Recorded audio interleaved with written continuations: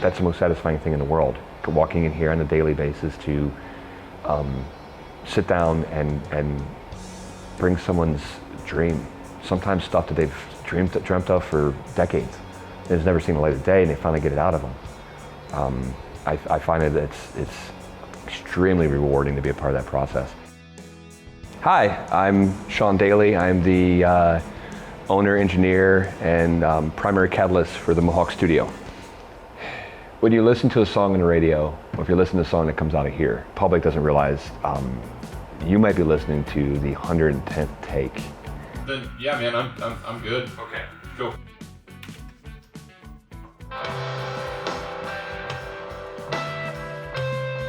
Of something that artist and everyone involved is really, at that point when you had 110 times playing it over and over again, it kind of want to move on. And you'd be surprised at how many artists or public will go up to an artist that they heard on the radio from here and, oh my gosh, this is great. And the artist is more of, yeah, I don't want to hear that song anymore. So that's an interesting aspect from behind the scenes. And my job is to keep them from, self-destructing in that avenue of it, because it gets tedious. It's like, I want to move on. Nope, we got to get work done. It's my job to keep you on track. Attention to detail, how much tiny things in a song can sway the listener away or towards it. And thinking about things before you go to record them. I think a lot of people don't realize that before a song, even someone sits down to, put a guitar to a microphone to an amp or whatever, the amount of discussion up to that point and work could be months.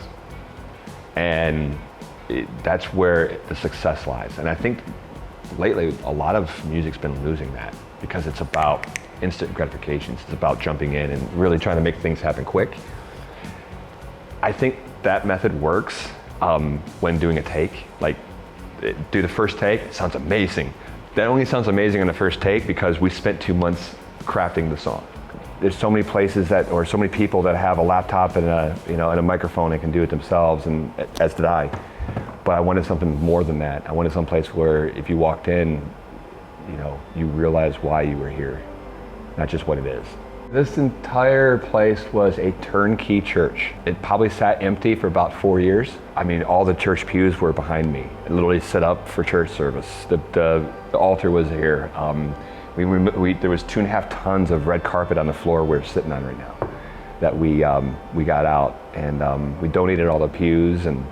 But it needed a couple coats of paint, and it was like we're saying where we need to do more coats of paint, and a good dusting. But it definitely was far from being a recording studio. But I didn't want to change it from being a church. I didn't want to make believe that we just repurposed it. I firmly believe this place brought a lot of people joy. I want to continue doing that. When they walk in the room here and actually hear it, you watch a noticeable change because it's not a plug-in. It's not a piece of equipment where you hit a button and, oh, I got reverb. It's very natural, and I can actually get lush reverbs out of here, which is nice.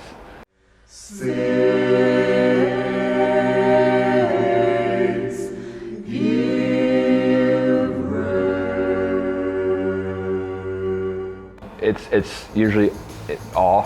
You can tell who the musicians are in the bunch when I give tours. You can tell those who are, spiritual when I give tours, and people ask about the history of the place, and it's neat because I've practically lived here for now. We're going on. We got here in 2017, and basically the construction through 17 and 18 and 19 we started doing. End of 18 and 19 we started doing work, and being here all the time, I live vicariously through those who walk in here and they just, oh my gosh, this is so incredible. Because when you live here, it's normal. This is, it's my Tuesday. I always wonder if the Pope does that at the Vatican. When he walks down and his, the huge cathedral ceilings and stuff, and he's like, it's old hat. I live here. Well, my first studio was built in my hometown, Milan, Ohio, in my parents' basement when I was 13, 14 years old. Pawn shop, purchased mixing board, and my dad helped me put stuff together, and I recorded my friends' bands and my band down in the basement, and a lot of disturbing the peace calls to the police department. I left that, went off to pursue a career in the Marine Corps. And during that time, I visited a lot of studios around the world. I did work in Tokyo and out in Hawaii, and came home and around 1999, and started touring with bands. I'm a bass player of about a little over 30-something years now. And started all this out of at a one-bedroom apartment in Elyria, Ohio, and I started doing hip hop. Regular, similar to a haiku. Credit me like a curriculum as I school you. I'm overdue.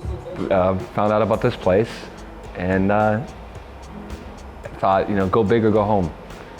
This is the idea I've had in my head for almost over a decade of recording, because I wanted a destination. We have a lot of very eccentric, eclectic group of various artists. Country bands come here, metal bands. The natural sound and the hardwoods of the venue, of the place that you're playing, and really helps out with indie. I do believe also is when you're recording, the atmosphere you're in really reflects upon how you're doing it. So if you're recording a song in a cold, dark booth that's soundproofed, it's going to sound cold, dark, and soundproofed.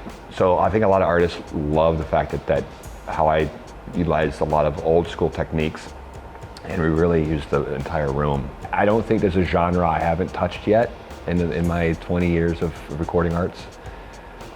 If there's a genre that anybody out there want to challenge me with, I'm game. I love it. Once you get those artists in and they experience this, they come back. A lot of them come back for this because they realize this feels like home. We have Halo Live, H-A-L-O. That's Harmony and Lyrics, Ohio. Name of our live music venue that we have within the studio. Ladies and gentlemen, I give you the Amelia Earharts. Well, give yourself up, give yourself away. I know it's a hard place to say. So Halo is something where we do a lot of outside events coming in, weddings, birthday parties. This community, Sandusky, I cannot be more happy and more supportive of, and how much they've supported me. This city has really rallied behind me since we've moved here. I moved myself here, and I made this my home. I'm really, really glad I did. Ultimately keeping this place evolving with the community, and really being a part of that enriches my life. It'd be selfish to think of just come to me. No, there's more than that. There's the economy of what we do. Sustainability isn't about me walking around telling artists in this city or other cities, you have to come here. Support each other. Create that scene. Collaborate. The more that artists in this community and in Northwestern Ohio work together to solve issues, the longer they last. And when they last, we last. We're going to grow with that. We have Studio B. We just got done building Studio B. I'm right now getting things set up in there, so that we have 2 studios in here rolling at the same time. So when we're doing events, we can still be back in the back recording if we need to. But I think it's the most important thing for a studio or live music venue to survive. If there's no artist to support it, then there's none of us. So it's in my best interest to do whatever I can to help every artist I can around this.